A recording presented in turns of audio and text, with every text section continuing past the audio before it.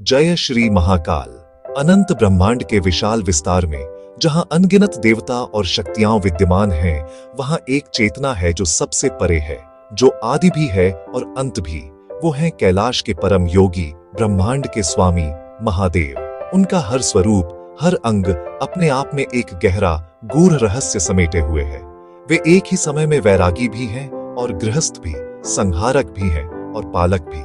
उनके मस्तक पर विराजमान शीतल अर्धचंद्र से लेकर उनकी जटाओं से बहती जीवनदायिनी गंगा तक हर प्रतीक एक अद्भुत विरोधाभासी कहानी कहता है। लेकिन इन सभी दिव्य प्रतीकों के बीच एक ऐसा रहस्य है जो शक्ति, भय और विस्मय में लिपटा हुआ है, जो उनके नीलकंठ की शोभा बढ़ाता है।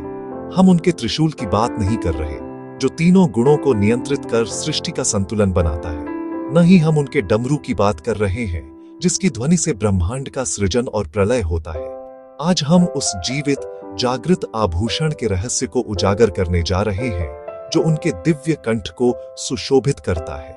वह रहस्यमयी नागाभूषण स्वरूप। एक क्षण के लिए विचार कीजिए, जो देवों के देव हैं, जो स्वयं को ब्रह्मांड के सबसे बहुमूल्य रत्नों, कौस्तुभ मणि या स्यमंतक से सजा सकते थे, जो नंदनवन के दिव्य पारिजात पुष्पों की माला पहन सकते थे या नक्षत्रों को ही अपने गले का हार बना सकते थे, उन्होंने इन सबको छोड़कर एक सर्प को ही क्यों चुना? एक ऐसा जीव जिसे साधारण मनुष्य भय, अंधकार और घातक विष का पर्याय मानता है। यह केवल एक आभूषण नहीं है, यह एक साहसी घोषणा है। यह एक ऐसी परम शक्ति का ऐलान है जो उसे भी प्रेम से अपनाती है, जिससे समस्त संसार भयभीत रहता है। यह प्रकृति की सबसे विनाशकारी और जीवनदायी दोनों शक्तियों पर उनके पूर्ण नियंत्रण का अमोघ प्रतीक है। यह सर्प केवल एक प्राणी नहीं है, यह उस ब्रह्मांडीय शक्ति का प्रतिनिधित्व है जिसके समक्ष स्वयं मृत्यु भी नतमस्तक हो जाती है। यह स्वयं काल का यानी समय का साकार रूप है। समय जो हर किसी को अपने बंधन में बांधता है, जो हर वस्तु को जन्म देता है और नष्ट कर देता है, वही समय महादेव के कंठ में लिपटकर एक आभूषण बन जाता है।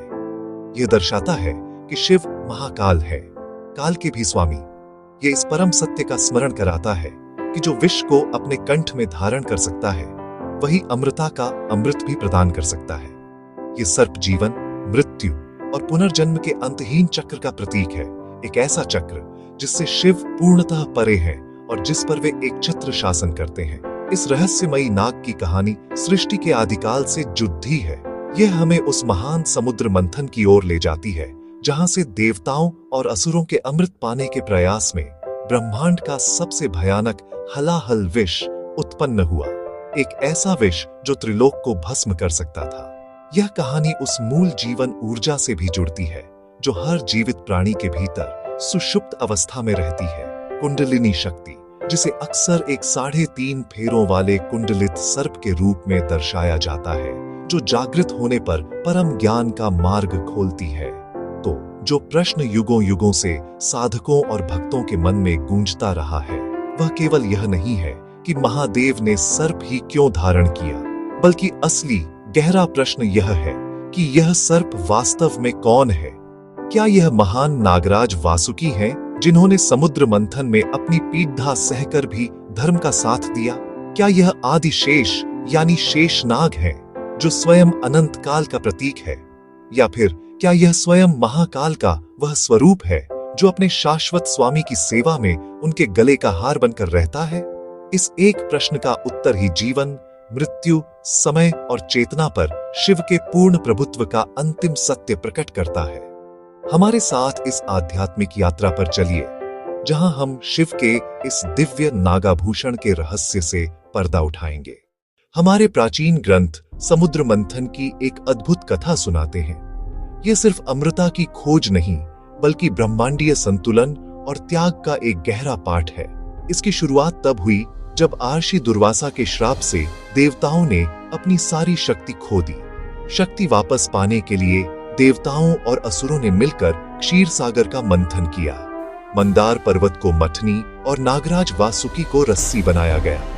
दोनों पक्षों ने अपनी पूरी शक्ति लगाकर सागर को मथना शुरू किया, लेकिन अमृत से पहले सागर ने उगला हलाहल विष।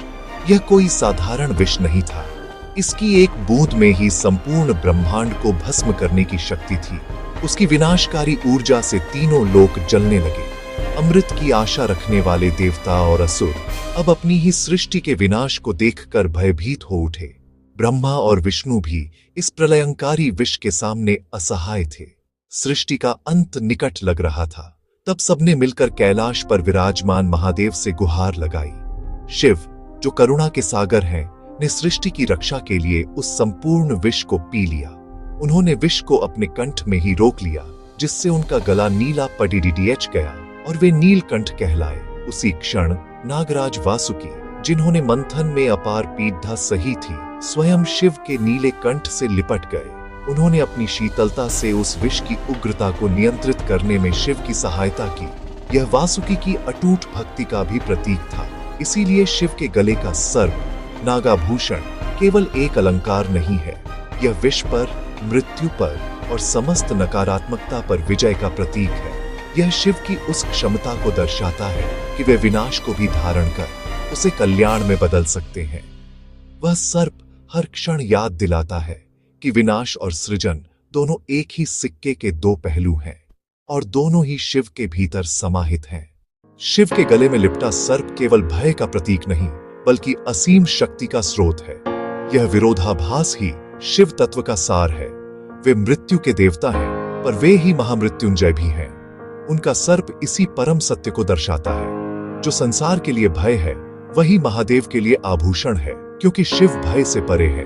वे सिखाते हैं कि डर पर नियंत्रण पाकर उसे भी शक्ति में बदला जा सकता है। इसीलिए जब कोई साधक शिव नागाभूषण का ध्यान करता है, तो वह अपने भीतर के भयों का सामना करता है। ध्यान में मन के ईर्ष्या, क्रोध और अहंकार जैसे विष सतह पर आते हैं। शिव की चेतना में स्थिर होकर साधक इन विषों को पहचानता और रूपांतरित करता है। जैसे शिव ने हलाहल विष को कंठ में धारण किया, वैसे ही साधक अपने मानसिक विष को ज्ञान से शुद्ध करता है। यह दमन नहीं, रूपांतरण है। यह रूपांतरण संभव है क्योंकि नाग हमारे भीतर सोई कुंडलिनी शक्ति का प्रतीक है। योग के अनुसार यह दिव्य ऊर्जा एक सर्पिणी की तरह हमारी रीढ़ की हड्डी के निचले छोर मूलाधार चक्र में सुप्त है। गैप, यह ब्रह्मांड की आदि शक्ति है। जब साधना और शिव कृपा से यह जागृत होती है, तो यह सुषुम्ना नाड़ी से ऊपर उठती है। यह हर चक्र का भेदन कर चेतना के नए द्वार खोलती है।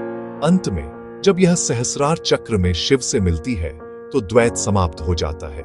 यही शिव शक्ति का मिलन है, समाधि की अवस्था, जहां साधक अमृत्व का अनुभव करता है। परंतु इस शक्ति का जागरण जोखिम भरा है। यदि साधक का शरीर और मन शुद्ध नहीं, यदि नाड़ियां तैयार नहीं, तो यही कुंडलिनी विनाशकारी हो सकती है।